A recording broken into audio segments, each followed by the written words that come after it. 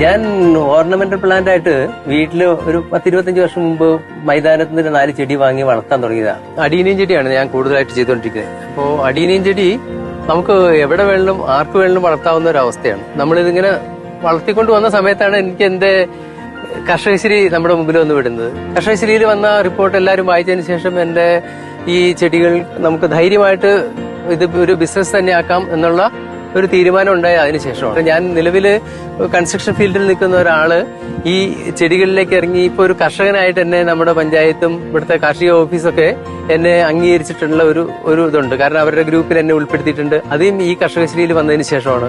എനിക്ക് യുവ കർഷകരോട് പറയാനുള്ളത്, അല്ലെങ്കിൽ കൃഷി ചെയ്യാൻ ഉദ്ദേശിക്കുന്ന ആഗ്രഹിക്കുന്ന ആളുകളോട് വളരെ കുറച്ച് സ്ഥലവും കുറച്ച് സൗകര്യങ്ങളും ഉള്ള സ്ഥലത്ത് എന്തെങ്കിലും ചെയ്യണം എന്ന് ആഗ്രഹിക്കുന്നവരോട് പറയാനുള്ളത്, സ്ഥിരം കർഷകശ്രീയുടെ ഒരു വരിക്കാരനാവുക എന്നുള്ളത് തന്നെയാണ്. കർഷകശ്രീയുടെ വരിക്കാരായി കഴിഞ്ഞാൽ തന്നെ നമുക്ക് കിട്ടാൻ പോകുന്നത് കേരളത്തിലെ, അല്ലെങ്കിൽ നമുക്ക് കേരളത്തിന് അനുയോജ്യമായ ഏതെല്ലാം ചെടികൾ, ഏതെല്ലാം കൃഷി, ഏതെല്ലാം സ്ഥലത്ത്, ഏതെല്ലാം കാലാവസ്ഥ ചെയ്യാന്നുള്ള കൃത്യമായ ധാരണയോടുകൂടി അതിൽ വിശദീകരിക്കുന്ന പല ഫീച്ചറുകളും എല്ലാ മാസം കർഷകശ്രീയിലും വരുന്നുണ്ട്. കർഷകശ്രീയിൽ ഓരോ പേജിലും ഓരോ സാധ്യത.